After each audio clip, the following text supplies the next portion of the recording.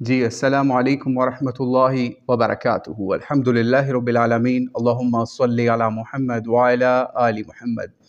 سیرت النبی صلی اللہ علیہ وآلہ وسلم کی کلاس نمبر 29 کے ساتھ آج ہم آپ کے سامنے حاضر ہیں۔ تو آئیے اس کا آغاز کرتے ہیں۔ اپنی سلائیڈ کے اوپر آپ دیکھ رہے ہوں گے، آج سب سے پہلا پوائنٹ ہے غصہ اور رسول علیہ الصلوۃ والسلام۔ یعنی اس میں ہم سب سے پہلے آج یہ چیز دیکھیں گے کہ غصہ جو ہے، جو کہ ہمارے معاشرے کے اندر آپ یہ سمجھ لیجئے کہ جتنی بھی بڑی بڑی برائیاں آپ کو نظر آتی ہیں، ان میں سے کسی نہ کسی برائی کے پیچھے، کسی نہ کسی لڑائی جھگڑے کے پیچھے، کسی نہ کسی قتل کے پیچھے، کسی نہ کسی لڑائی جھگڑے کے پیچھے کہیں نہ کہیں آپ کو غصہ ہی نظر آ رہا ہوگا۔ یہاں تک کہ اکثر آپ دیکھیں گے کہ طلاق اور اس طرح کے معاملات تک بھی جو باتیں پہنچتی ہیں، اس کے اندر علماء کے پاس اکثر فتوے یہاں تک بھی آتے ہیں کہ ہم نے غصے میں طلاق دے دی، اب ہم کیا کریں؟ ہم نے غصے کے اندر ایک دوسرے بندے کو قتل کر دیا، اب ہم کیا کریں؟ ہم نے غصے کے اندر کسی کے ساتھ یہ ظلم کر دیا، اب ہم کیا کریں؟ اپنے گھر میں ملازم کے اوپر غصے میں تشدد کر دیا، اب ہم کیا کریں؟ ٹھیک ہے، آپ جائیے ہسپتالوں کے اندر، عدالتوں کے اندر، جس جگہ پہ بھی جائیں، آپ کو غصے کی وجہ سے بہت سے لوگ گرفتار یا کسی مصیبت کے اندر مبتلا نظر آئیں گے۔ یعنی صرف یہ غصہ جو ہے یہ آپ تک نہیں رہتا، ٹھیک ہے، یہ آپ سے دوسری کسی اور بندے کے اوپر ٹرانسفر ہو جاتا ہے، جس کا بہت زیادہ اس کو بھی نقصان ہوتا ہے اور آپ کو بھی نقصان ہوتا ہے۔ تو یہی وجہ ہے کہ نبی علیہ الصلوۃ والسلام نے اپنی بہت ساری احادیث جو صحابہ کے ذریعے سے ہم تک پہنچی، یا سیرت النبی کے اندر جب ہم دیکھتے ہیں تو بہت سارے ایسے واقعات ہمیں نظر آتے ہیں جس کے اندر نبی علیہ الصلوۃ والسلام نے ہمیں غصے کو کنٹرول کرنے کے طریقے بھی سکھائے اور باقاعدہ ایسے پریکٹیکل واقعات کے اندر دکھایا۔ مثال کے طور پہ صحیح بخاری کے اندر ایک روایت ہے جس کے اندر یہ آتا ہے کہ دو شخص جو ہیں وہ آپس میں لڑائی جھگڑا کر رہے تھے، اور نبی علیہ الصلوۃ والسلام اپنے صحابہ کے ساتھ تھے اور اس منظر کو دیکھ رہے تھے۔ جب وہ لڑائی جھگڑا کر رہے تھے تو ان میں سے ایک شخص جو تھا وہ بہت زیادہ غصے کے اندر تھا، یعنی اتنا غصے میں تھا، اس کا چہرہ سرخ ہو رہا تھا، ٹھیک ہے، اور اس کی بہت بری کنڈیشن تھی، ایک دوسرے کو وہ گالیاں دے رہے تھے غصے کے اندر۔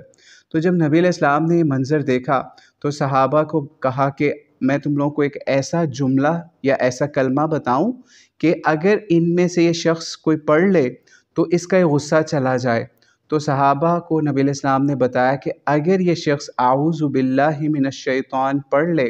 ٹھیک ہے، اور کچھ روایتوں کے اندر اعوذ باللہ من الشیطان الرجیم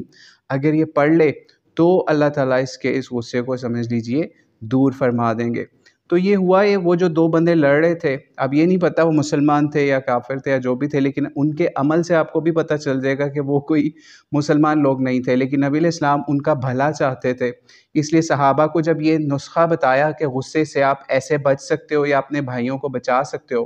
تو صحابہ میں سے یا جو نبی علیہ السلام کے پاس لوگ تھے ان میں سے ایک شخص گیا ان لڑنے والوں کے پاس اور کہا کہ آپ اگر اس طریقے سے تعوذ کو پڑھ لو گے تو آپ کا غصہ چلا جائے گا۔ تو وہ ان میں سے ایک شخص اتنا ایکسٹریم غصے میں تھا کہ اس نے آگے سے مزید شو یہ کیا کہ میں بھلا کوئی پاگل ہوں جو اپنا کام کرو، اس طریقے سے اس صحابی کو بھی دھتکار دیا۔ اس سے یہ چیز بھی پتہ چل گئی کہ نبی علیہ السلام رحمت للعالمین تھے، ان کے غصے کے ایک جو واقعہ ان کے سامنے ہوا یا پھر ان کے سامنے لڑائی جھگڑے کے اندر غصے ہوتے ہوئے لوگوں کو دیکھا تو نبی علیہ السلام نے اس کے اوپر بھی صحابہ کی تربیت، اخلاقی تربیت فرمائی۔ ایک چیز یہاں پہ نوٹ کر لیجئے کہ کبھی بھی یہ نہ سمجھیے گا کہ غصہ حرام ہوتا ہے، ٹھیک ہے؟ غصہ جو ہے یہ ایکسٹریم فارم کے اندر کئی دفعہ پہ آپ کے لیے لازمی ہو جاتا ہے کہ آپ نے اس کو کرنا ہے، لیکن نبی علیہ السلام نے اس کو حرام نہیں کہا کہ یہ غصہ حرام ہو گیا، ٹھیک ہے؟ یہ ہمارے معاشرے کے اندر یہ ایک بات پھیل چکی ہے کہ غصہ حرام ہوتا ہے۔ غصہ حرام نہیں ہوتا، غصے کو آپ کو مینیج کرنا ہوتا ہے۔ جیسے ہمیں اکثر روایات کے اندر چیز ملتی ہے کہ نبی علیہ الصلوۃ والسلام کو بھی جب غصہ آتا تھا، ٹھیک ہے، یہ فطری عمل ہے، اس سے کوئی انسان بھی بچ نہیں سکتا۔ تو جب نبی علیہ السلام کو غصہ آتا تھا کسی کی بات کے اوپر یا کسی پرابلم کے اوپر، ٹھیک ہے، تو نبی علیہ السلام کا چہرہ جو ہے نا وہ ریڈ ہو جاتا تھا، لیکن آپ اپنی زبان سے یا اپنے اعمال سے کوئی ایسی بات نہیں کرتے تھے جس سے کوئی بندہ کوئی بھی ہرٹ ہو جائے، ٹھیک ہے؟ تو یہ نبی علیہ السلام کا غصے کے کنٹرول کا لیول تھا کہ ان کا چہرہ ریڈ ہو جاتا تھا، لیکن وہ اپنے غصے کے ذریعے سے کسی کے اوپر کوئی نقصان یا کسی کے اوپر گالی یا کوئی بھی نیگیٹو کام نہیں کرتے تھے اس کے ساتھ۔ پھر اسی طریقے سے اور روایات بھی مل جاتی ہیں جس کے اندر نبی علیہ السلام نے غصے کا علاج بھی بتایا، ٹھیک ہے؟ غصے کا علاج کیا ہے؟ یہ بہت امپورٹنٹ چیز ہے، یعنی ابھی تو ہم نے آپ کو بتا دیا نا کہ غصہ جو ہے وہ کس طریقے سے آپ کے معاشرے کے اندر برائیوں کا یا لڑائی جھگڑے کا باعث بنتا ہے۔ اب اس کا علاج کیا ہے؟ تو چلیے نبی علیہ الصلوۃ والسلام سے پوچھ لیتے ہیں۔ نبی علیہ السلام نے اس کا ایک علاج تو جو ہم پہلے حدیث کے اندر بھی آپ کو بتا چکے ہیں، صحیح بخاری کی 3282 کے اندر، اور اس کے علاوہ بھی نبی علیہ السلام نے اس کا علاج بتایا۔ ابو داؤد کے اندر 4784 روایت کے اندر یا مشکات شریف میں بھی یہ روایت مل جاتی ہے کہ نبی علیہ الصلوۃ والسلام نے فرمایا کہ غصہ جو ہے یہ شیطان کی طرف سے ہے، ٹھیک ہے؟ اور جبکہ جو شیطان ہے وہ آگ سے پیدا کیا گیا، اور اگر کسی کو تم میں سے کوئی غصہ آ جائے، یعنی اس مفہوم ہی کچھ یوں ہے اس حدیث کا، تو فرمایا کہ اگر کسی کو غصہ آئے تو وہ فوری جو ہے وہ وضو کر لے، ٹھیک ہے؟ یعنی اس آگ کو بجھانے کے لیے، غصے کی آگ کو بجھانے کے لیے وہ وضو کر لے، ٹھیک ہے؟ تو یہ بھی ایک طریقہ نبی علیہ السلام نے ہمیں غصے سے بچنے کا، یا جب اگر آپ کے اوپر آ جائے تو اس کو دور کرنے کا بتایا۔ پھر اسی طریقے سے ایک اور نسخہ نبی علیہ السلام نے ابو داؤد کے اندر ہی 4782 روایت کے اندر مل جاتا ہے جو صحابہ نے ہم تک پہنچایا، وہ یہ کہ آپ علیہ الصلوۃ والسلام نے فرمایا کہ جب تم میں سے کسی کو غصہ آئے اور وہ اگر کھڑا ہوا ہے، ٹھیک ہے، تو وہ بیٹھ جائے، اور اگر اس طرح سے غصہ دور ہو جائے تو ٹھیک، نہیں تو اگر وہ اس طرح سے بھی یعنی بیٹھنے سے بھی غصہ نہیں دور ہوتا تو وہ پھر لیٹ جائے۔ تو آپ خود سوچئے کہ یہ زیادہ تر آپ غصے میں دیکھیں گے کہ غصے میں لوگ کھڑے ہو جاتے ہیں اور فوری طور پہ اپنے کوئی گن نکال لیتے ہیں، یا اپنے ہاتھوں کا استعمال کرتے ہیں، یا اپنی زبان کا استعمال کرتے ہیں۔ یہ تھوڑی دیر کے لیے جب آپ کو غصہ آئے آپ فوری سوچئے کہ اگر ہم نبی علیہ السلام کی سیرت کو، سنت کو، حدیث کو پڑھنے والے ہیں، نبی علیہ السلام کے قول کے اوپر عمل کرنے والے ہوں، تو ہم غصے میں فوری بیٹھ جائیں، ٹھیک ہے؟ بیٹھ کے تھوڑے ٹھنڈے سانس لیں، ٹھیک ہے؟ پانی پئیں، اگر پھر بھی آپ کا غصہ دور نہیں ہو رہا لیٹ جائیں، ٹھیک ہے؟ تو یہ نبی علیہ السلام نے جو ہمیں طریقے بتائے ہیں وضو کر کے یا اس طریقے سے اور معاملات کے ذریعے سے کہ آپ کھڑے ہیں تو بیٹھ جائیں، بیٹھے ہیں تو لیٹ جائیں، تو اس طریقے سے بھی آپ اپنے غصے پہ قابو پا سکتے ہیں۔ لیکن یہاں پہ ایک چیز ذہن میں رکھیے گا کہ جب اللہ تعالیٰ کی حدیں ٹوٹ رہی ہوں، مثال کے طور پہ آپ معاشرے میں اپنے باہر بازار میں نکلتے ہیں، مارکیٹس میں نکلتے ہیں، یا دنیا کے کسی اور حصے کے اندر جاتے ہیں اور آپ دیکھتے ہیں کہ کوئی اللہ تعالیٰ کی حدیں ٹوٹ رہی ہیں، ٹھیک ہے؟ یعنی اللہ تعالیٰ کے قرآن پاک کے خلاف کام ہو رہا ہے، نبی علیہ السلام کی سنت کے خلاف ہو رہا ہے، تو وہاں پر بھی غصہ جو ہے وہ فطری عمل ہے۔ اس کو آپ اس مثال سے بھی سمجھ سکتے ہیں کہ ایک دفعہ ایسے واقعات بھی ملتے ہیں جو کہ حدیث کی کتابوں میں یا تاریخ کی کتابوں میں مل جاتے ہیں کہ ایک مرتبہ جبریل علیہ السلام یا کسی فرشتے کو اللہ تعالیٰ نے کسی بستی کو تہس نہس کرنے یا تباہ کرنے کے لیے بھیجا۔ ان کے اندر بہت ساری برائیاں تھیں، تو انہوں نے پھر وہاں دیکھا کہ ایک نیک بندہ بھی ہے جو اللہ کا بڑا عبادت گزار ہے۔ تو جب اس بندے کو دیکھا تو انہوں نے پھر اللہ سے رجوع کیا کہ وہاں تو نیک بندہ بھی ہے، تو میں اس کا کیا کروں؟ تو پھر اس کے اوپر اللہ تعالیٰ کی طرف سے جواب آیا جس کا مفہوم کچھ یوں ہے جو روایتوں میں ملتا ہے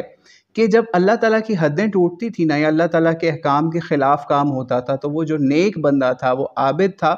اس کے چہرے کا رنگ بھی نہیں چینج ہوتا تھا، ٹھیک ہے؟ جب اس کے چہرے کا رنگ بھی چینج نہیں ہوتا تھا، یعنی اس کو اللہ تعالیٰ کی حدیں ٹوٹنے پہ غصہ بھی نہیں آتا تھا، ٹھیک ہے؟ یعنی ایک تو ہے نا کوئی عمل سے کچھ کام کرے، کسی روکنے کی کوشش کرے برائیوں کو، نہیں، اس کے چہرے کا رنگ بھی اس سے غصے کے اوپر یا کسی طریقے سے چینج بھی نہیں ہوتا تھا، ٹھیک ہے؟ تو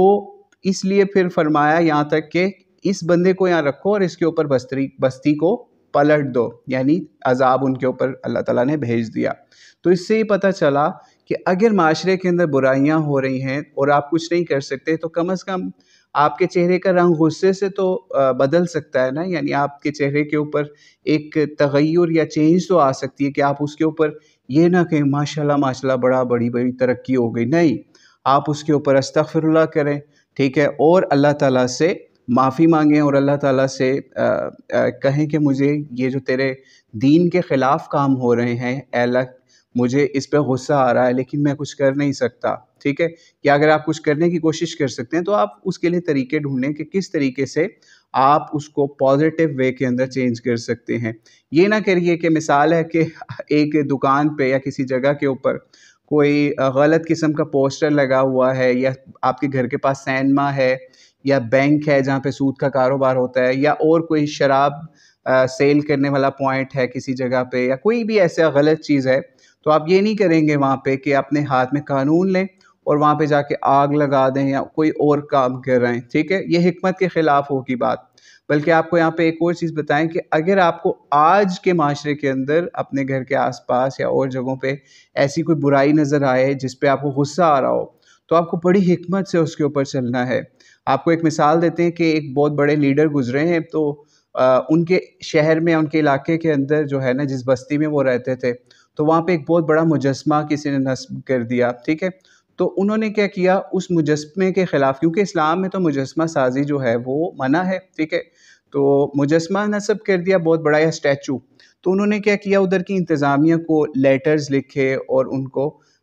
بلکہ اپنا نام بھی نہیں لکھا، ٹھیک ہے، ان کو لیٹر لکھے کہ آپ کی یہ غلط کام ہے تو اس کو روکیں۔ یعنی آپ یہ سوچئے انہوں نے اپنے اس غصے کو پازیٹیو وے میں چینج کر لیا کہ اللہ کے نظام کے خلاف بات ہوئی۔ اسی طریقے سے وہ جب بچے تھے، وہی لیڈر، ہم ان لیڈر کا نام نہیں یہاں پہ لینا چاہ رہے، تو وہ کیا کرتے تھے بچپن میں، یعنی چھوٹے ہوتے جب اسکول میں تھے، جب انہوں نے لکھنا سیکھا، ایپلیکیشنز، لیٹرز، یہ چیزیں لکھنا سیکھی، تو ان کے بچپن کا یہ کام تھا کہ وہ جب کسی کے گھر میں یا کسی علاقے میں کہیں برائی دیکھتے تھے نا، کسی بھی جگہ پہ، تو وہ لیٹر لکھتے تھے اور ان کو بھیج دیتے تھے میسیج میں کہ اللہ تعالیٰ کا یہ حکم ہے اور اللہ تعالیٰ کا آپ یہ حکم توڑ رہے ہیں، بغیر اپنے نام کو مینشن کیے ہوئے ان کو اس طریقے سے لیٹر بھیجتے تھے۔ بلکہ وہ لوگ ڈھونڈتے تھے کون ہے جو ہمیں اس طرح سے لیٹر لکھا کرتا ہے، اور ان کا نام بھی نہیں نیچے ہوتا تھا۔ لیکن یہ بعد میں پتہ چلا کہ وہ ایک خاص لڑکا تھا، بچہ تھا، جو کہ لیٹر لکھا کرتا تھا لوگوں کی اصلاح کے لیے، ٹھیک ہے۔ تو آپ کا کام ہے لوگوں کی اصلاح کرنا، لوگوں کو مارنا نہیں ہے، ان کے اوپر اس طریقے سے پرابلم نہیں کرنا، کیونکہ آپ اسٹیٹ نہیں ہیں، آپ پولیس نہیں ہیں، ٹھیک ہے۔ یہ اسٹیٹ کا کام ہے، وہ قانون سازی کر کے جو مرضی برائی کو ختم کرے، لیکن آپ کے اختیار میں صرف ان کے اوپر آپ غصہ کر سکتے ہیں، آپ اس کے اوپر اپنے آپ کو اللہ تعالیٰ سے دعا کر سکتے ہیں اور کوئی اسٹریٹجی یوز کر کے اس کو چینج کرنے کی کوشش کر سکتے ہیں، ٹھیک ہے۔ تو اس لیے غصہ جو ہے وہ حرام نہیں ہے، لیکن اگر یہ غصہ لڑائی جھگڑے میں، گالی گلوچ میں، یا کسی کو قتل کرنے میں، یا کسی اور پرابلم کے اندر انوالو ہو جائے، تو وہاں پہ پھر اس کی غلطی یا اس کی خرابی یا اس کی حرام کاری کا پرابلم آپ کے سامنے آ سکتا ہے۔ اور اگر آپ نے اس کو غصے کو اس لمحے، چند لمحوں کا ہوتا ہے غصہ اکثر، ٹھیک ہے، اگر آپ نے اس کو کنٹرول نہیں کیا تو آپ کو ہو سکتا ہے کہ کہیں ہاسپٹل میں پچھتانا پڑے، کہیں پہ آپ جیل کے اندر بیٹھے ہوئے پچھتا رہے ہوں، یا اپنے خاندان کے اندر کہیں پہ آپ پچھتا رہے ہوں، ٹھیک ہے، جو ہم چیزیں آپ کو پہلے بتا چکے کہ غصے میں طلاقیں بھی دے دیتے ہیں، قتل بھی کر دیتے ہیں، لڑائی جھگڑا بھی کر دیتے ہیں، غصے میں گالی بھی دے دیتے ہیں، اور اس کا اینڈ کہاں ہو رہا ہوتا ہے، کوئی جیل میں ہوتا ہے، کوئی ہاسپٹل میں ہوتا ہے، کوئی عدالت میں ہوتا ہے، کوئی جو ہے وہ رو رہا ہوتا ہے کہ میں نے اپنی بیوی کو چھوڑ دیا ہے غصے کے اندر آ کے، اور یہ بچوں کا اب کیا بنے گا، ہماری زندگی بھی تباہ، بچوں کی زندگی بھی تباہ، اور اب ہم مولویوں سے فتوے لیں گے کہ طلاق ہوئی یا نہیں ہوئی، یا یہ ہو گیا یا وہ ہو گیا۔ تو اس لیے غصے کے اوپر بہت زیادہ کنٹرول کرنا ہے، آپ کسی بھی ایج میں ہو، ٹھیک ہے، اور اس کے ہم نے علاج بھی نبی علیہ السلام کی لائف سے بتا دیے۔ اور اسی طریقے سے اگر آپ کو لگتا ہے کہ غصے کو آپ کو پھر بھی یہ جتنے علاج بتائے آپ کو، جو نبی علیہ السلام کی لائف سے آپ کو بتائے کہ آپ نے وضو کرنا ہے، یا آپ نے جگہ چھوڑ دینی ہے، یا لیٹ جائیں یا بیٹھ جائیں، یا اس پہ قابو کریں، اگر یہ نہیں ہو، اس سے بھی سب چیزوں سے آپ عاجز آ گئے ہیں، اعوذ باللہ من الشیطان الرجیم پڑھ کے بھی غصہ نہیں جا رہا، سارے طریقے جو سنت کے ہم نے بتا دیے، وہ سب سے نہیں غصہ جا رہا، تو پھر آپ اپنے ڈاکٹر کے پاس جائیں، ڈاکٹر سے علاج کروائیں اور پتہ کریں کہ آپ کے ساتھ کوئی سائیکولوجیکل، فزیکل، مینٹل کوئی بھی ایشو ہو سکتا ہے، تاکہ وہ اس کو ٹریٹ کر کے آپ کو کنٹرول کے اندر لا سکے۔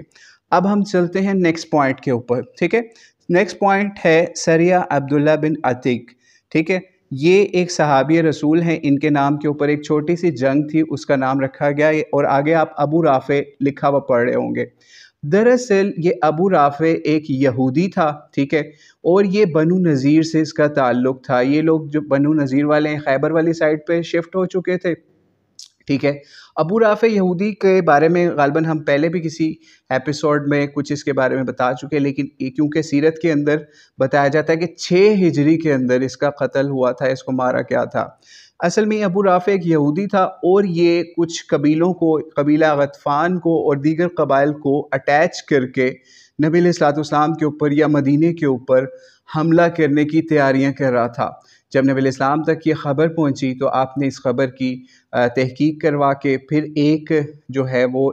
چھوٹا سا گروہ تیار کیا 3-4 بندوں کا، جس کے اندر عبداللہ بن عتیق کو لیڈر بنایا، جن کے نام پہ سریہ کا نام رکھا گیا، اور عبداللہ بن انیس ان کے ساتھ تھے، اور ابو قتادہ حارث بن ربیعہ ان کے ساتھ تھے. ٹھیک ہے، تو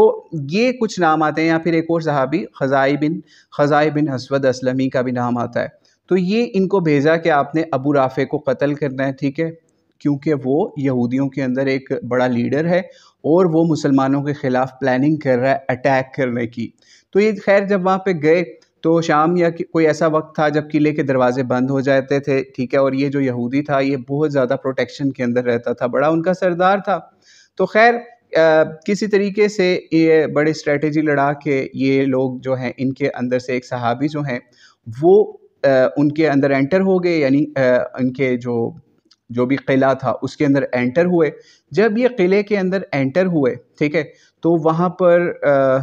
سمجھ لیجئے رات کا ٹائم بھی ہو رہا تھا. ٹھیک ہے، جب رات کا ٹائم ہو رہا تھا تو یہ لوگ سو بھی گئے، یعنی جو قلعے کے دربان تھے یا پھر جو ان کے دروازے کے اوپر ڈیوٹی دیتے تھے، جب وہ سو گئے تو انہوں نے چابیاں لی. ٹھیک ہے، چابیاں لے کے بتایا جاتا ہے غالباً عبداللہ بن انیس صحابی تھے. ٹھیک ہے، یا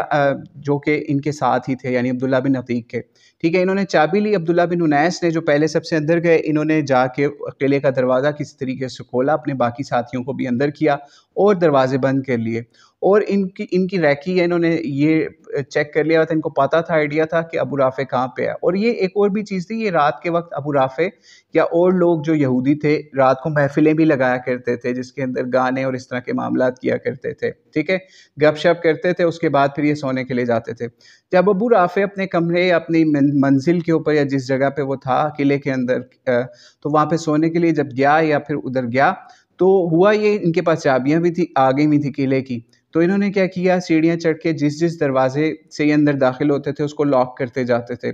تاکہ لاک کرتے ہیں اور جب ابو رافع کو قتل کریں گے اور شور ہوگا تو پھر آہستہ آہستہ جب دروازے کھلیں گے تو اگر پیچھے سے کوئی آتا بھی ہے پکڑنے کے لیے تو اس کو بھی پرابلم ہو. ٹھیک ہے، تو یہ نبی علیہ السلام نے اس صحابی کو جب بھیجا ہوا تھا، ان لوگوں کو بھیجا ہوا تھا، تو انہوں نے کیا کیا، یہ ابو رافع کے کمرے تک پہنچ گئے. ٹھیک ہے، جب یہ صحابی اس ابو رافع کے کمرے تک پہنچتے ہیں تو وہاں پہ فل اندھیرا تھا. ٹھیک ہے، کیونکہ چراغ وغیرہ بند کیے ہوئے تھے. آج والا سین نہیں تھا کہ بجلی ہوتی اور وہ سارا کمرہ روشن ہوتا. ٹھیک ہے، تو چراغ بند کر دیں تو وہاں پہ فل اندھیرا ہو جاتا ہے، اور رات کو اکثر لوگ چراغ بجھا کے سویا کرتے تھے. تو خیر ہوا یہ کہ جب اس نے چراغ وہاں پہ کوئی روشنی نہیں تھی تو یہ کمرے کے اندر داخل ہوئے، اور ان کو نہیں پتا تھا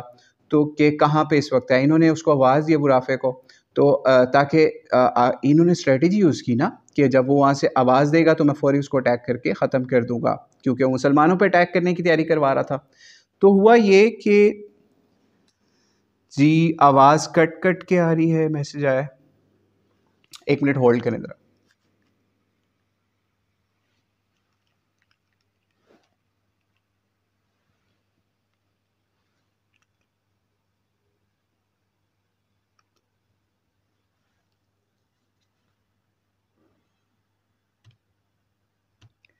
جی ابھی آواز کچھ ٹھیک آ رہی ہے؟ باقی سب کو آواز ٹھیک آ رہی ہے؟ اگر باقی سب کو آواز ٹھیک آ رہی ہے تو اوکے کر دیں، اور جس کو نہیں آ رہی وہ نو کر دیں.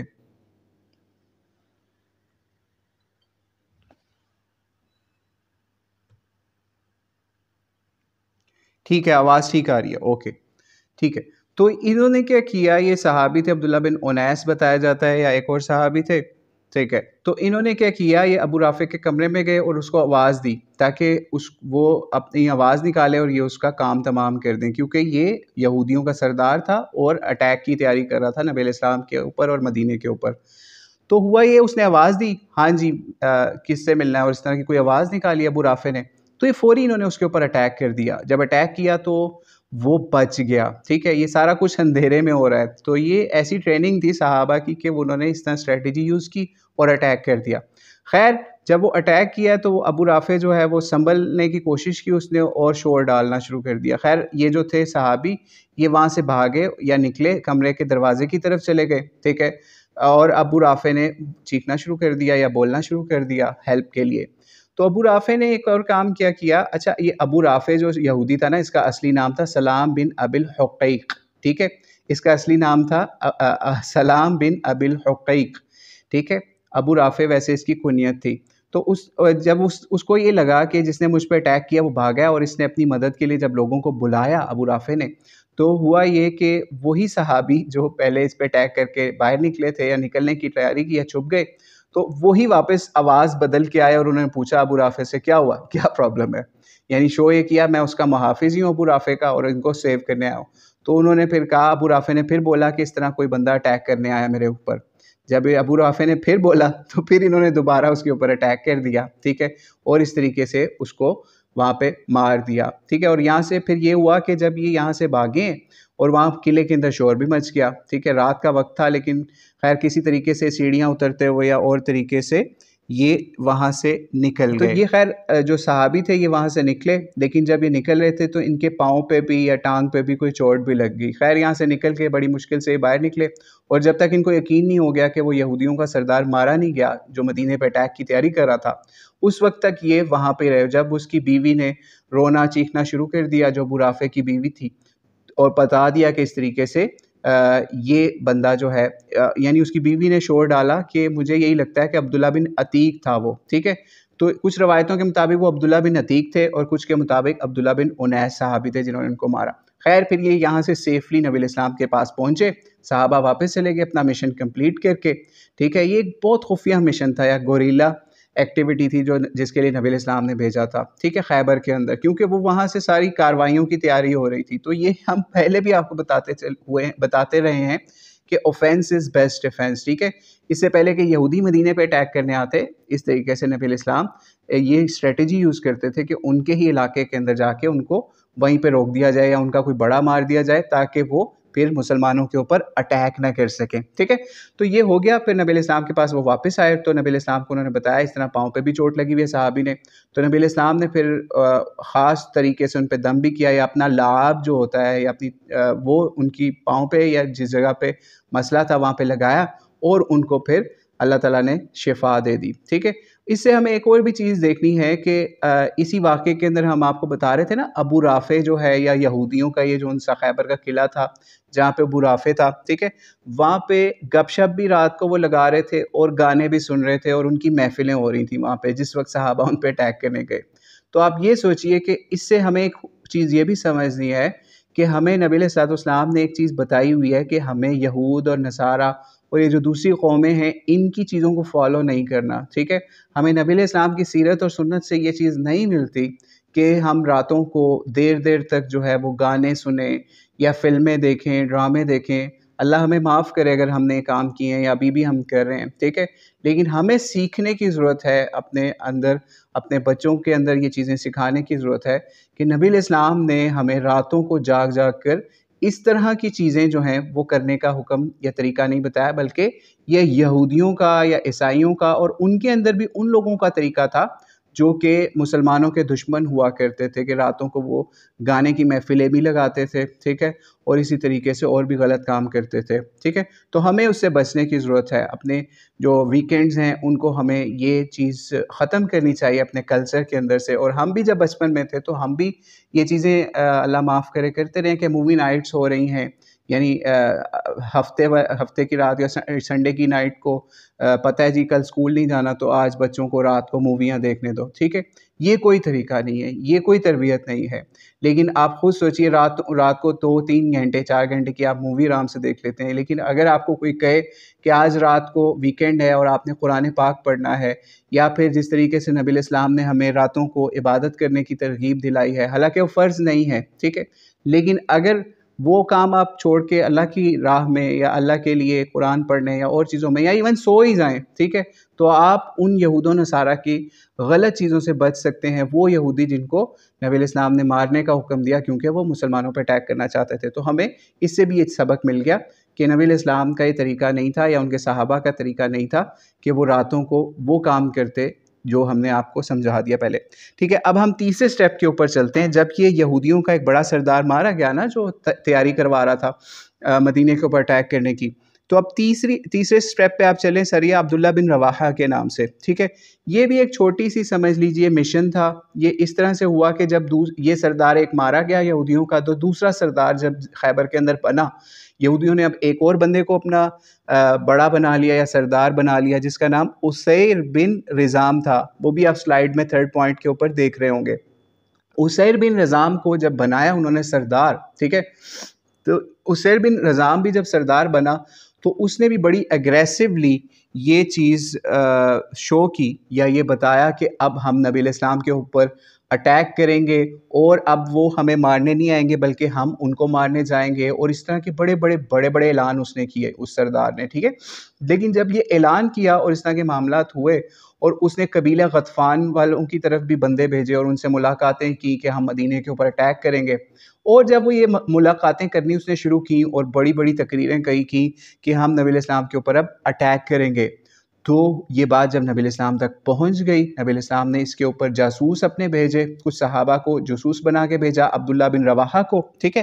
عبداللہ بن رواحہ کو جاسوس بنا کے بھیجا، اور ان کے ساتھ کچھ اور ساتھی بھی تھے۔ انہوں نے پھر نبی علیہ السلام کو آ کے اطلاع دی کہ واقعی ایسا ہی ہے کہ جو ان کا ابو رافع کے بعد نیا سردار بنا ہے وہ بھی یہی پلان کر رہا ہے کہ وہ مسلمانوں کے اوپر اٹیک کی تیاری کریں، ٹھیک ہے۔ یہ آپ کو دوبارہ تھوڑا سا بتاتے چلیں کہ یہ وہی یہودی ہیں جن کو مدینے کے پاس سازشیں کرنے کی وجہ سے دور نکالا گیا تھا یا ان کے علاقے سے نکال دیا گیا تھا، اور جب سے اس سے بھی پیچھے جائیں تو نبی علیہ السلام نے ان کے ساتھ بالکل پیس ایگریمنٹس کیے کہ یہ ہمارے ساتھ مل کے رہیں مدینے کے ساتھ ہی، لیکن جب انہوں نے ایگریمنٹس کو توڑا، وائلیشن کی، پھر ان کو دور نکالا گیا۔ پھر بھی یہ سازشوں سے باز نہ آئے، پھر ان کے علاقوں میں جا کے ان کے صرف اور صرف بڑے کو مارا گیا تاکہ وہ سازش سے باز آ جائے۔ پھر بھی نہیں باز آئیں گے تو پھر آگے آپ چلیں گے تو غزوہ خیبر تک نوبت آئے گی، وہ بھی آپ آگے چل کے بات کریں گے اگلی ایپیسوڈز کے اندر۔ تو ہوا یہ کہ جب نبی علیہ السلام کو صحابہ نے آ کے، عبداللہ بن رواحہ نے بھی آ کے اطلاع دے دی کہ واقعی ایسے ہی ہے کہ وہ ہمارے اوپر اٹیک کی تیاری کر رہے ہیں، اور وہ دوسرے قبائلوں کو بھی اپنے ساتھ اٹیچ کر کے بڑا لشکر تیاری کرنے کی کوشش کر رہے ہیں۔ اس کے اوپر نبی علیہ السلام نے عبداللہ بن رواحہ کو 30 بندوں کے ساتھ یا 30 سولجرز کے ساتھ وہاں پہ بھیجا کہ ان کے سردار سے ملاقات کرو اور پھر ان سے باتیں کرو کہ کیا واقعی ایسا ہی معاملہ ہے، تم لوگ کیوں اٹیک کی تیاری کر رہے ہو، پھر ہم سے ملاقات کے لیے مدینے آؤ۔ جب یہ عبداللہ بن رواحہ وہاں پر پہنچے، ٹھیک ہے، عبداللہ بن رواحہ وہاں پہ پہنچے تو پتہ یہ چلا کہ واقعی وہی کام ہو رہا ہے جیسے پہلے بھی خفیہ جاسوسی کر کے بھی خبر لے لی گئی ہوئی تھی مسلمانوں کی طرف سے۔ تو عبداللہ بن رواحہ کی ملاقات ہوئی، کیونکہ یہ لیڈر تھے اس لشکر کے، تو انہوں نے ملاقات کی اسیر بن رزام سے، ٹھیک ہے، اسیر بن رزام سے جب ملاقات کی، اچھا اس کا ایک نام یسیر بھی تھا اور اسے اسیرم بھی کہتے تھے، ٹھیک ہے، تو اس سے ملاقات کی تو اس نے بہت برے طریقے سے مسلمانوں کو رسپونڈ کیا۔ تو انہوں نے کہا چلو آؤ ہمارے ساتھ مدینے چلو، ہم تمہاری نبی علیہ السلام سے ملاقات کرتے ہیں کیونکہ تم ہمارے ساتھ اس طریقے سے جنگ چھیڑنے کی تیاری کر رہے ہو۔ خیر پہلے یہ لوگ مشورے کرتے رہے کہ ہم نہیں جاتے یا کوئی ایسا معاملہ ہے کہ ہمارے ساتھ کوئی معاملہ نہ ہو جائے۔ پھر یہ ہوا کہ کیونکہ مسلمان بھی 30 لوگ تھے تو انہوں نے پھر یہ ڈیسائیڈ کیا جیوز نے کہ ٹھیک ہے ہمارے بھی اتنے ہی بندے آپ کے ہی اونٹوں کے اوپر آپ کے پیچھے بیٹھ کے جاتے ہیں، ٹھیک ہے، یہ ان کی اسٹریٹجی تھی تاکہ ہم ان کے پیچھے بیٹھ کے جائیں اور ان کو مار دیں رستے کے اندر ہی۔ جیوز نے اس طرح کی اسٹریٹجی بنائی۔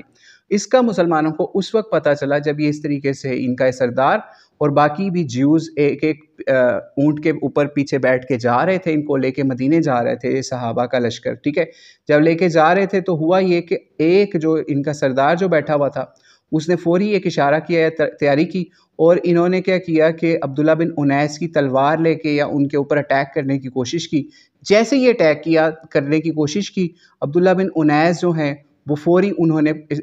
اس کے اوپر اٹیک کیا، ریٹیلیشن کی، لیکن عبداللہ بن انیس کے سر کے اوپر انہوں نے کوئی چیز ماری ہے یا پھر کوئی لکڑی یا کوئی چیز ماری، ٹھیک ہے، کیونکہ ان سے ہتھیار لیے ہوئے تھے کیونکہ اٹیک نہ کریں، لیکن جب انہوں نے مسلمانوں پہ اٹیک کی پھر بھی کوشش کی ہتھیار نہ ہونے کے باوجود، ٹھیک ہے، تو پھر کیا ہوا، عبداللہ بن انیس نے ان کا جو سردار تھا اس کو قتل کر دیا وہیں پہ رستے کے اندر ہی، کچھ فاصلے کے اوپر، یعنی قبیلے سے نکل کے رستے کے اندر جاتے ہوئے یہ معاملہ ہو گیا۔ جب یہ معاملہ ہو گیا، باقی یہودیوں نے بھی مسلمانوں پہ اٹیک کیا، ان کو بھی مار دیا گیا، کچھ ان کے یہودی جو ہیں وہ بھاگ بھی گئے، یا ایک یہودی بتایا جاتا ہے بھاگ بھی گیا۔ جب یہ خبر لے کے نبی علیہ السلام کے پاس یہ آئے، زخمی حالت میں، سر پہ بہت برا ان کا حال تھا، جو یعنی عبداللہ بن انیس تھے جو اسی لشکر کے اندر جا رہے تھے۔ اچھا، عبداللہ بن انیس کا بتایا جاتا ہے یہ وہ بڑے صحابہ میں سے تھے جو غزوہ بدر میں بھی تھے، بیعت عقبہ میں بھی تھے، اور بڑے زبردست جنگجو بھی تھے، ٹھیک ہے۔ نبی علیہ السلام کے پاس واپس آئے اور اطلاع دی کہ اس طریقے سے جیوز نے ہمارے ساتھ بدعہدی کر کے رستے کے اندر ہمارے اوپر اٹیک کرنے کی کوشش کی، اس وجہ سے ہم نے ان کو قتل کر دیا۔ خیر، نبی علیہ السلام نے ان کو کچھ نہیں کہا اور ان کو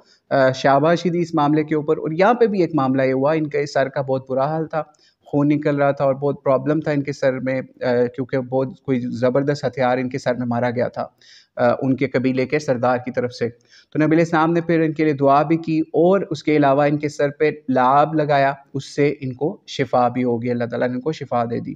ٹھیک ہے۔ تو اس طرح سے یہ سریہ عبداللہ بن رواحہ جو ہے اپنے اختتام کے اوپر پہنچا، جو کہ یہودیوں کو مدینے کے اوپر اٹیک کرنے سے روکنے کے لیے تھا یا ان کے ساتھ نیگوشیشنز کرنے کے لیے تھا، لیکن انہوں نے بدعہدی کر کے یا اپنا معاہدہ توڑ کے کہ مدینے چل کے بات ہوتی ہے، رستے کے اندر یہ اٹیک کرنے کی کوشش کی، جس کی وجہ سے ان کو قتل کر دیا گیا۔ اب ہم آج کے لاسٹ سریہ کے اوپر، یا جو شارٹ سمجھ لیجئے چھوٹی بیٹل تھی، اس کے اوپر چلتے ہیں۔ سریہ کرز بن جابر، سریہ کرز، ٹھیک ہے، یہ کاف کے اوپر پیش ہے، ٹھیک ہے، یہ سمجھ لیجئے کرز بن جابر فہری ان کا نام تھا، اس صحابی رسول کا۔ تو یہ ان کا اصل میں معاملہ یہ ہوا کہ یہ نبی علیہ السلام نے ایک لشکر تشکیل دیا اسپیشل 20 لوگوں کے ساتھ، اور اس لشکر کو تشکیل دینے کی وجہ جو ہے وہ بہت ہی خطرناک قسم کی تھی۔ ہوا یہ کہ نبی علیہ السلام کے ایک مدینے سے 6 میل کے اوپر ایک جگہ تھی، چراگاہ جسے کہا جاتا ہے، ٹھیک ہے، وہاں پہ اونٹ چرایا کرتے تھے، جو بھی صدقے کے ہوتے تھے یا پھر مسلمانوں کے ہوتے تھے یا نبی علیہ السلام کے اپنے اونٹ ہوتے تھے، ٹھیک ہے، ان کو وہاں چرایا جاتا تھا کھانے پینے کے لیے۔ اور وہاں پہ ایک جس کو رکھا ہوا تھا ان کی حفاظت کے لیے، یا پھر جو چرواہا تھا نبی علیہ السلام کا، ٹھیک ہے، وہ چرواہا جو تھا وہاں پہ رہا کرتا تھا ان کی حفاظت کرنے کے لیے۔ تو اس کو اٹیچ اصل میں ہم اس لیے آپ کو پہلے یہ ساری سچویشن بتا رہے ہیں کہ کیا سچویشن تھی۔ ایک طرف چرواہا تھا اور مسلمانوں کے نبی علیہ السلام کے اونٹ تھے، اور دوسری طرف ایک معاملہ یہ ہوا کہ ایک قبیلہ، 2 قبیلوں کے، ایک قبیلے کا نام اقل تھا اور ایک کا نام عرینہ تھا، ان 2 قبیلوں کے 8 بندے اچانک نبی علیہ السلام کے پاس آتے ہیں، ٹھیک ہے، نبی علیہ السلام کے پاس یہ 8 بندے آتے ہیں، ٹھیک ہے، اور اسلام قبول کرتے ہیں،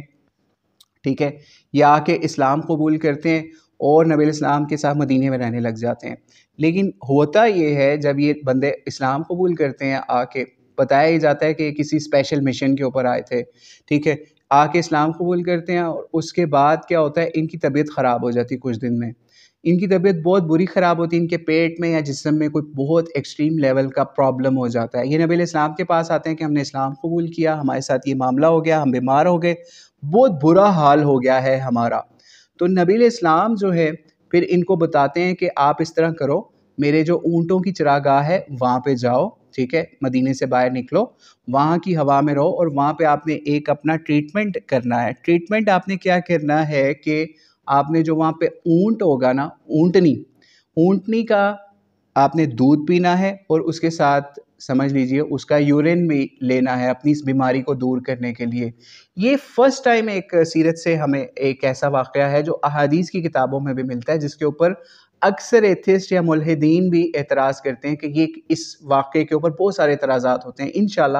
آج کی اس نشست کے اندر، کلاس کے اندر، وہ سارے اعتراضات آپ کے سامنے آئیں گے اور آپ انشاءاللہ ان کو سالو خود بھی کرنے والے بن جائیں گے۔ تو ہوتا یہ ہے کہ نبی علیہ السلام ان کو یہ ٹریٹمنٹ بتاتے ہیں کہ آپ نے دودھ پینا ہے اونٹنیوں کا، اور اس کے ساتھ پیشاب جو ہے وہ اونٹنیوں کا لینا ہے۔ تو آپ کی یہ بہت ایکسٹریم لیول کے وہ بیمار تھے، مرنے والے ہوئے تھے، ٹھیک ہے. تو آپ کو بھی پتہ ہے کہ دوائی کے اندر کوئی ایسا معاملہ ہو اور وہ آپ کے ساتھ اس سے شفا ہو رہی ہو تو آپ کو اس کی اجازت ہے. ٹھیک ہے. تو نبی علیہ السلام نے ان کو یہ طریقہ بتایا. ٹھیک ہے. تو جا کے جب انہوں نے اب یہ کام کیا، وہاں نبی علیہ السلام کے چرواہے کے پاس رہنے لگ گئے اور ادھر اونٹنیوں کا انہوں نے دودھ وغیرہ پیا اور وہ صحت مند ہو گئے. جب کچھ دن بعد وہ صحت مند ہو گئے تو بجائے اس کے کہ وہ شکر ادا کرتے نبی علیہ السلام کا آ کے کہ آپ نے ہمیں ایک اس طرح مرنے سے بچا لیا، بیماری سے بچا لیا، الٹا انہوں نے کیا کام کیا کہ وہاں پہ تقریباً 15-16 اونٹ تھے. ٹھیک ہے. انہوں نے 15-16 اونٹ جو ہیں وہاں سے چھینے، اور جو نبی علیہ السلام کا وہاں چرواہا تھا نا، ٹھیک ہے، یا غلام جس کو نبی علیہ السلام نے آزاد کیا ہوا تھا، یسار اس کا نام تھا، انہوں نے اس شخص کو قتل کیا. صرف قتل نہیں کیا بلکہ اس کے ہاتھ پاؤں کاٹے. ٹھیک ہے. اور اس کی آنکھوں کے اندر لوہے کی سلائیاں گرم سلاخیں پھیر کے اور وہ سارے اونٹ لے کے وہ بھاگ گئے. ٹھیک ہے. جب انہوں نے یہ کام کیا مسلمانوں کے ساتھ، یا اس طریقے سے اس بندے کو مار کے، مسلمانوں کے چرواہے کو مار کے نکل گئے، نبی علیہ السلام کے چرواہے کو مار کے نکل گئے، تو نبی علیہ السلام تک یہ اطلاع بھی پہنچ گئی کہ اس طریقے سے ایک مسئلہ ہو گیا، اور مسلمانوں کا مال لوٹ کے یہ بندے جو ہیں جن کے اوپر احسان کیا گیا، ان کے ٹریٹمنٹ کے لیے ان کو وہاں بھیجا گیا، وہ یہ کام کر کے نکل گئے. اس وقت نبی علیہ السلام نے حضرت کرز بن جابر فہری کو 20 بندوں کے ساتھ روانہ کیا اور دعا کی اللہ تعالیٰ سے، کہ اللہ تعالیٰ سے دعا کی. اس کا مفہوم کچھ یوں تھا کہ ان کو نظر نہ آئے رستہ، کہ یہ بھاگ نہ سکیں اپنے اپنے قبیلوں کے اندر، ان کو ہم پکڑ لیں. یہ دعا دے کے لشکر کو نکالا گیا. یہ وہاں پر پہنچے، ڈھونڈتے ڈھونڈتے ان کے نشانات وغیرہ. جب یہ وہاں پہنچے نبی علیہ السلام کا لشکر لے کے 20 لوگوں کا، ٹھیک ہے، وہ 8 لوگ تھے، ادھر سے 20 لوگ فوری پہنچے تلاش کرتے ہوئے. تو ایک عورت آتی ہوئی ان کو نظر آئی. اس عورت کے ہاتھ میں نا کوئی اونٹ کا کوئی پیس تھا. ٹھیک ہے. وہ عورت سے پوچھا یہ تم کہاں سے آ رہی ہو؟ اس نے کہا اس طرح سے کچھ لوگ تھے، انہوں نے آگے اونٹ ذبح کیا ہوا ہے، تو انہوں نے مجھے بھی اس اونٹ میں سے یہ حصہ دیا ہے، تو میں وہ لے کے آ رہی ہوں. تو مسلمانوں کو خبر ہوگی کہ لگتا ہے یہ وہی لوگ ہیں جو اس طرح سے مسلمانوں کے اونٹ چرا کر بھاگے ہیں، قبیلہ اکل اور اورائنہ کے 8 بندے. خیر یہ جب عورت سے پوچھا علاقے کا، انہوں نے کہا اس طرح سے آگے آپ جائیں گے نا، دھواں نظر آ رہا ہوگا، اونٹ روسٹ ہو رہا ہے وہاں پہ، تو آپ کو وہ پتہ چل جائے گا علاقے کا. خیر انہوں نے اس عورت کو چھوڑا اور آگے نکل گئے، اور جب وہاں پہنچے تو ان بندوں کو رسیوں میں باندھ کے گرفتار کیا گیا اور ان کو مدینے میں اسی جگہ پہ لے کے آئے گئے. یا پھر نبی علیہ السلام رستے میں ان کو مل گئے، کہ کیونکہ نبی علیہ السلام بھی بہت زیادہ پریشان تھے کہ اس طریقے سے ہم کسی پہ احسان کریں اور وہ ہمارے بندے کے اوپر ایسا ظلم کر کے بھاگ جائے. خیر جو پھر انہوں نے سزا دی ہوئی تھی وہی ان کے اوپر سزا لاگو کی گئی. یعنی جو نبی علیہ السلام کے چرواہے کو انہوں نے سزا دی تھی، نبی علیہ السلام کے چرواہے کو ساتھ انہوں نے کیا کیا تھا، اس کے ہاتھ پاؤں کاٹے تھے، اور اسی طریقے سے ہاتھ پاؤں کاٹنے کے ساتھ ساتھ اس کی آنکھوں میں سلائیاں پھیر کے اس کو مرنے کے لیے چھوڑ گئے تھے. تو پھر ان کے لیے بھی نبی علیہ السلام نے یہی سزا دی کہ ان کو بھی اسی طریقے سے قتل کر دیا جائے. پھر ان 8 بندوں کو ہاتھ پاؤں کاٹ کے ان کو قتل کر دیا گیا، یا پھر ان کو مرنے کے لیے چھوڑ دیا گیا، بالکل اسی طریقے سے جو انہوں نے کیا تھا. لیکن یہ بھی بتایا جاتا ہے کہ اس کے بعد پھر نبی علیہ السلام نے واضح حکم بھی دیا کہ آئندہ اگر آپ کو کسی بندے کو قتل کرنا ہے تو اس کو اس طریقے سے مسئلہ اس کا نہیں کرنا ہے، اس کے باڈی کے ڈیفرنٹ پارٹس کو نہیں کاٹنا. ٹھیک ہے. ان کے ساتھ، ان بندوں کے ساتھ یہ کام اس وجہ سے ہوا کیونکہ یہ بھی یہی کام کر کے مسلمان کے ساتھ گئے تھے، یا نبی علیہ السلام کے چرواہے کے ساتھ یہی سزا اس کو دے کے گئے تھے، اور ان کے ساتھ احسان کیا گیا مسلمانوں کی طرف سے یا نبی علیہ السلام کی طرف سے کہ ان کا ٹریٹمنٹ کروایا گیا، ان کو ٹھیک کیا گیا. اور یہاں پہ ایک اور اعتراض بھی اکثر لوگوں کی طرف سے آتا ہے. وہ اعتراض یہ آتا ہے کہ نبی علیہ السلام نے ان کو اونٹوں کا یا اونٹنی کا دودھ پلس پیشاب یا اس کا یورن پینے کا کیوں بتایا؟ تو یہ سمجھ لیجئے یہ وہ لوگ تھے جنہوں نے ظاہری طور پہ اسلام قبول کیا، پھر مرتد ہو گئے، اسلام سے نکل گئے. ان کے لیے سمجھ لیجئے اسپیشل ٹریٹمنٹ تھا. ایک تو ان کی سمجھ لیجئے انہوں نے جو پرابلم کیا تھا، ٹھیک ہے، یعنی لگتا یہی تھا کہ یہی کام کریں گے نبی علیہ السلام کو، اسی لیے ان کا آئیڈیا تھا، اور اسی لیے ان کو اس طریقے سے پیشاب اور دودھ کے ذریعے سے ان کا ٹریٹمنٹ کروایا گیا کہ ہو سکتا ہے ان کو اگر شفا ہو جائے تو پھر بھی یہ باز آ جائیں اپنے اس معاملے سے کہ یہ ظاہری طور پہ اسلام قبول کریں یا حقیقی طور پہ. لیکن جب وہ اس طریقے سے اونٹوں کے ایریا میں سمجھ لیجئے ریلیکس ہو کے رہے تو ان کی حقیقت سب کے سامنے کھل گئی. وہ صحت مند ہو کے بھی انہوں نے وہی کیا. اب اس کے اوپر جو لوگ اعتراض اٹھاتے ہیں عرب دنیا کے اندر، اس ایک واقعے کی وجہ سے اکثر عرب کے اندر آج بھی یہ ہوتا ہے کہ اگر کسی بیماری سے کسی کا ٹریٹمنٹ نہ ہو رہا ہو تو وہ بھی اونٹنی کا دودھ یا پیشاب جو ہے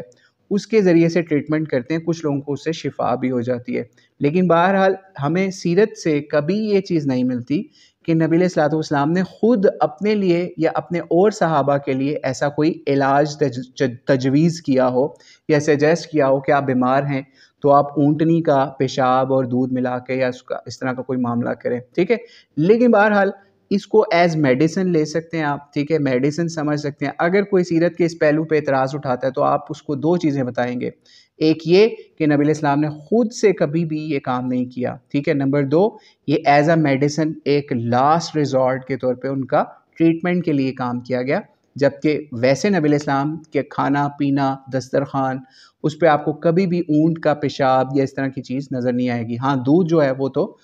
سب کو پتہ ہے کہ وہ چیز حلال ہے۔ بہرحال اللہ تعالیٰ سے دعا ہے کہ اللہ تعالیٰ ہمیں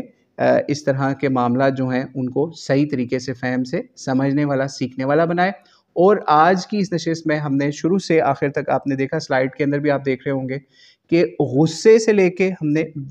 دیگر جو پرابلمس ہے یا جو بیٹلز تھیں، چھوٹی چھوٹی بیٹلز جو چھوٹے چھوٹے گروپس کے ذریعے سے نبی علیہ السلام نے کروائیں، ان کے اندر بھی کوئی نہ کوئی پرپز تھا۔ یہ نہیں تھا کہ فضول کے اندر ہی کسی کے علاقے کے اوپر اٹیک کیا گیا اور ان کو مار دیا گیا، ختم کر دیا گیا، نہیں، وہ صرف اوفینسولی یا پھر ایک ڈیفینس کے طور پہ مسلمانوں کے ڈیفینس کے لیے یہ کام کیے گئے، ٹھیک ہے۔ تو اللہ تعالیٰ سے دعا ہے اللہ تعالیٰ ہمیں نبی علیہ الصلوۃ والسلام کی سیرت کو سمجھنے والا اور اس سے جو آج کے دور کے اندر ہمارے معاملات ہیں ان کو سیکھنے والا، سمجھنے والا اور